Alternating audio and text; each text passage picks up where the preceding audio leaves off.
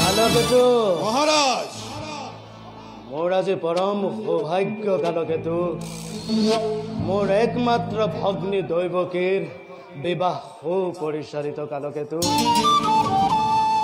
বৰযাত্ৰী অতিথিগণ বংশ পৰিয়াল ইষ্ট কুটুম্ব সকলোৱে আমাৰ আতিথ্যত অতিকৈ আনন্দিত। কোৱা কালকেতু, তোমাক কিদৰে মই পুৰস্কৃত কৰিব পাৰো?